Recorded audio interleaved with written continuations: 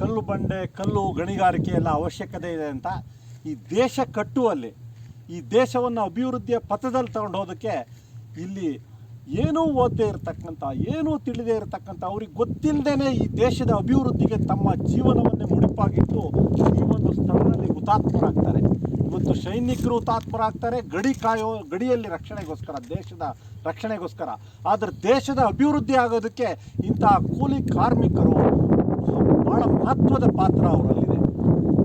ಬಂಧುಗಳೇ, ಇವತ್ತು ನಾವು ನೈಜ ಹೋರಾಟಗಾರರು ಏನು ಬಂದು ಇಲ್ಲಿ ಎಲ್ಲ ಸ್ಥಳ ಸಮೀಕ್ಷೆ ಮಾಡಿದಾಗ ಆ ಕಾರ್ಮಿಕರ ದೇಹಗಳು ಛಿದ್ರ ಆಗಿ ಇಲ್ಲೆಲ್ಲ ಸರೌಂಡಿಂಗಲ್ಲಿ 200-300 ಮೀಟರ್ ಅವರ ದೇಹದ ಒಂದು ಬಿಡಿ ಭಾಗಗಳು, ಪೀಸ್ಗಳು, ಹಲ್ಲಿನ ದವಡೆ ಇರ್ಬೋದು, ಕರಳಿನ ಒಂದು ಇದಿರ್ಬೋದು.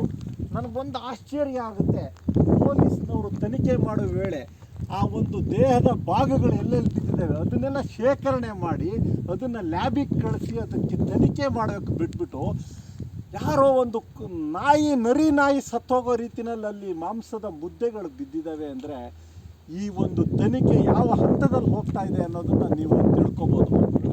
ನಿಜವಾಗ್ಲೂ ಆ ಹಲ್ಲಿನ ದವಡೆಗಳು ಮತ್ತು ಆ ಮಾಂಸದ ಮುದ್ದೆಗಳು ಬಿದ್ದಿರೋದೆಲ್ಲ ನೋಡಿದ್ರೆ ಈಗಲೂ ಕೂಡ ನಮ್ಮ ಕರಳ ಕಿತ್ತು ಬರ್ತಾ ಇದೆ.